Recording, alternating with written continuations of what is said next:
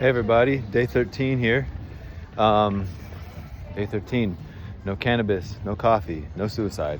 90-day march, 90-day Mormon march, becoming more Mormon than I've ever been, more Mormon than when I was a Mormon missionary actually. No coffee, no cannabis, no suicide. The reason I say no suicide is because Albert Camus, philosopher dude, he said basically every day you got this choice, you got this decision, and that's whether to commit suicide or make a cup of coffee. And I don't think that's true, because I haven't done either one of those for the last 13 days, and I'm not going to do any of those things for 90 days. Instead, I'm in a pregnant pause for progress, prosperity, and a reprioritizing of things.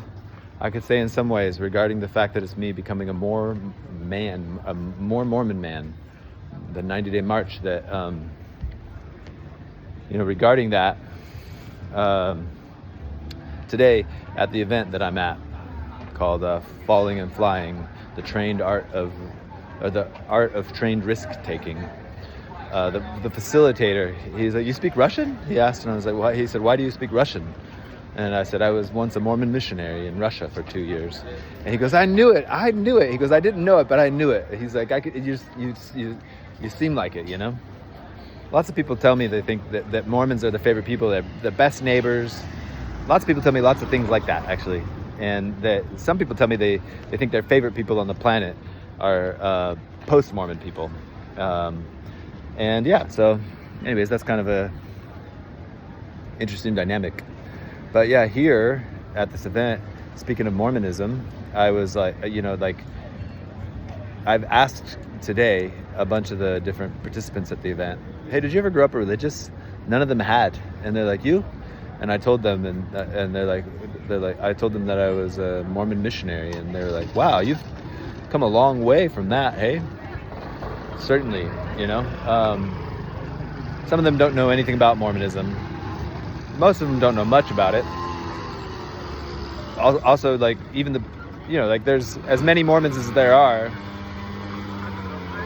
There's that many kinds of Mormonism, and there's obviously some things that are common amongst Mormons. But yeah, this event, the Falling and Flying event, it's been pretty awesome, and I don't know. I don't think it is Mormonism itself, but I don't know if it's not Mormonism, then what is it? Hopefully, anybody who believes in Mormonism doesn't think this is what Mormonism is. But for me, it was intense messaging about the fact that I was supposedly going to become a rapist and a murderer when I got older. From the time I was very young, actually, worthiness interviews. Wherein and to me, like, if this isn't Mormonism, then I don't want it to be Mormonism. I don't believe it is. In my closest friends and family, who I love dearly, like, I don't think it's their form of Mormonism, not deeply, not what they truly believe in anyways. But I also know that peer pressure has effects on people. Most people believe whatever their tribe says to believe.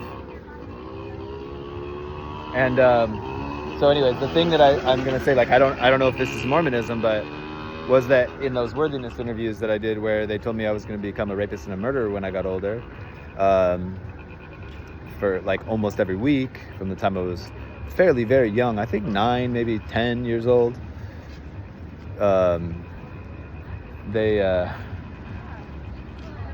people standing around here. It's a weird subject to speak about in front of their ears.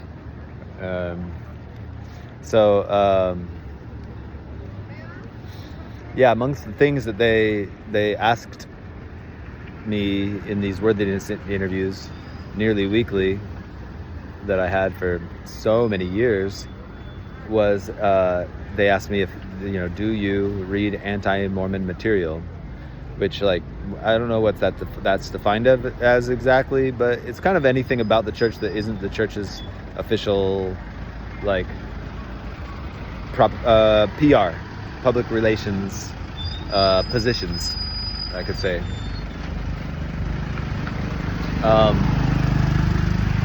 And in those worthiness interviews, they asked me, do you read anti-Mormon material or look at it? And I said, no, I don't, and which is true, I didn't. And they were like, do you associate with somebody who does?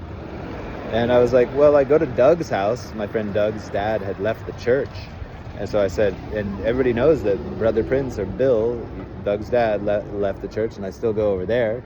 And the bishop, you could say kindly, according to script, the way he is tribally, said, hey, we're not saying that you can't go over there. And you can talk to Bill, but maybe try to keep your conversations short, and be friendly and be cordial and be nice, but also you do know that you have the right to tell him that you don't want to, that the conversations make you uncomfortable if something like that happens, right, Joey?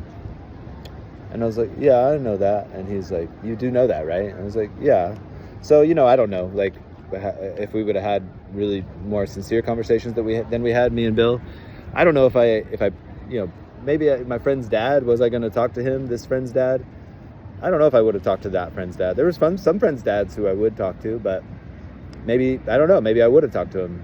And that they successfully coached me the same way they coached, the same way that coaching affected me in the relationships of my family. The worthiness interviews have that thing in them. Do you read anti-Mormon material? If not, then do you associate with someone who does? If yes, then they coach you that way. And the reason I know that is because it happened to me, and because because I did it, and because they did it too to me. They didn't want to hear me, even though I'm right here, I'm your brother, I'm your son, I'm your friend. I matter too, not just those men. I'm not trying to trash those men. I wish them well.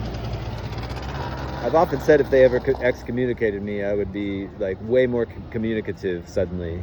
And I would say, hey, just so you know, those men who supposedly excommunicated me, they're actually incorrect. Listen to me communicate now. I'm still communicating. And in fact, I want to say, if any of those men would like to go to lunch with me, I'll give them a free massage. And I'd like to hear what they really have on their hearts and minds beyond their PR points, beyond the points of the pulpit that they speak from. I'd like to ask them why they think that I'm excommunicated when I know I'm not.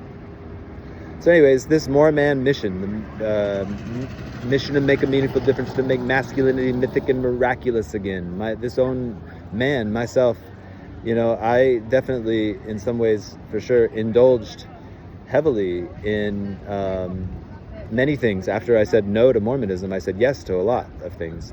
And many of those things were fairly very helpful for me in my development in some ways. I got married when I was 28 years old. Not many people know that. My parents didn't know it at the time. And the first, I don't know how long, but sexual relations with my ex, she's a good girl. I was a nice man, but I was also ridiculously, in some ways, ridiculously undeveloped. Still very sweet in some ways, really wonderful in some ways.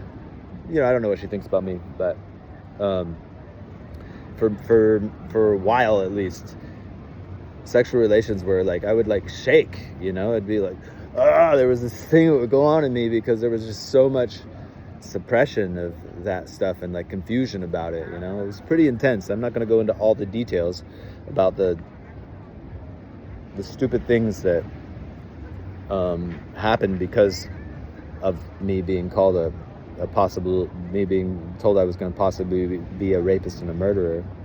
I never really believed that, but then they said, and even if you don't, you do know that no good girl should or would want to date you, right? Obviously, I was girl crazy. I was looking at pornography, and this pornography was streaming right into my room from a fairly young age, actually, from a fairly very young age. It was on a scrambled TV thing, but it was, more than enough for a little boy who was also kind of restricted from playing sports and being strong, and in some ways pathologized in lots of different ways, overprotected by a wonderful mother who had her problems, just like we all do. My little sister died, and she overprotected me. That's for sure. So,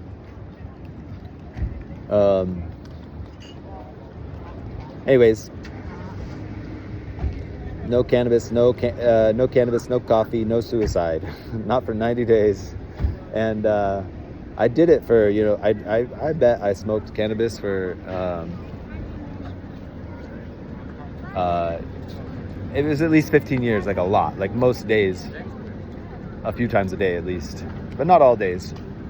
And sometimes there would be breaks. I took 30-day breaks here and there, fairly rarely, but here and there. That's the longest, so this would be the longest. I also didn't say it, but along with this, it's day 13. I haven't looked at any pornographic imagery either. I feel weird saying that I had, even, because I'm like, man, like lots of men do, and lots of women too. They do too, but yeah, there's something that feels like I'm afraid that my my people that might be clients will hear this and they won't want to get work from me or something like that. But I guess I waited till today to know that I waited until I got some momentum about that.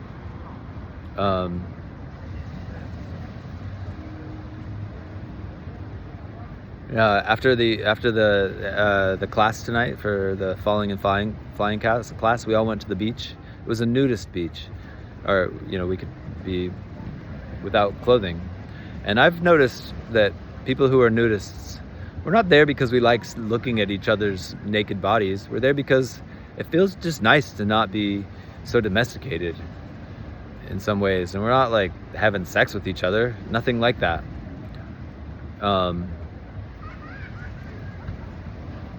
Yeah, there's none of us ever in these situations that I notice that are like aroused or anything, even, actually. Bodies, that's funny. But actually, two of the facilitators had their kids there, and I was like, oh wow, I was like, wow, I noticed I've never been naked around kids before, actually. Interesting, eh?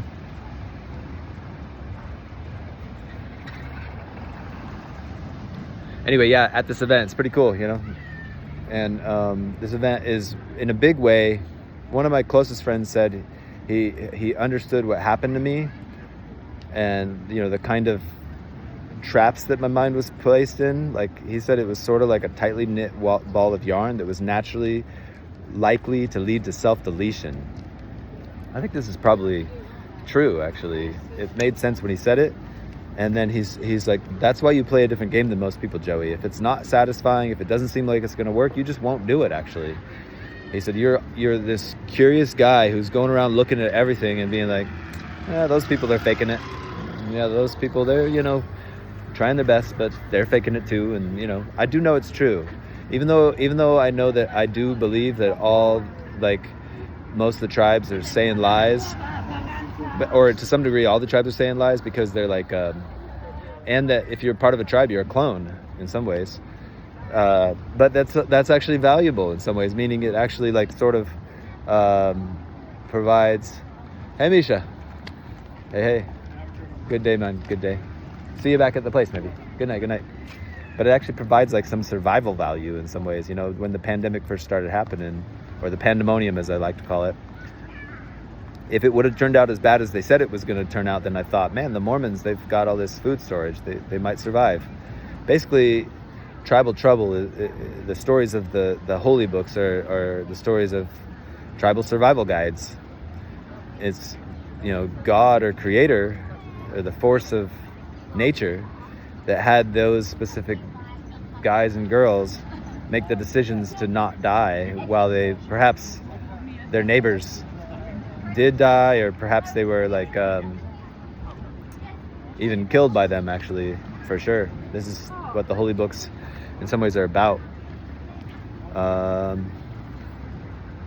Another thing about cults and stuff like this, actually, the people at this event, I noticed that the dudes, their dicks haven't been cut like mine, And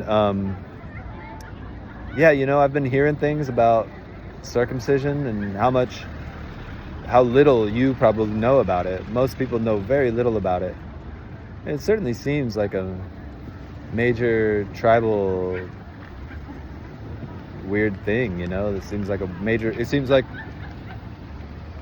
a cult that cuts off the tip of babies' dicks. That's the cult that we're in, kind of, in some ways. And yeah, it's also so weird because I so much love my Mormon friends and their families who stuck around, who it worked for. And I feel like saying such things that I'm saying is rude to them when they're really wonderful to me. But I believe that it's important to speak the truth according to how one sees it, even if people think you shouldn't. Not always, but often. It's important to speak up in some major ways. It was a hard one thing for me. All right, anyways, I'm signing out. This is Joey Lundgren from the 90-day More Man March. No cannabis, no coffee, no suicide, and no pornography. Goodness gracious, oh my God, it's happening.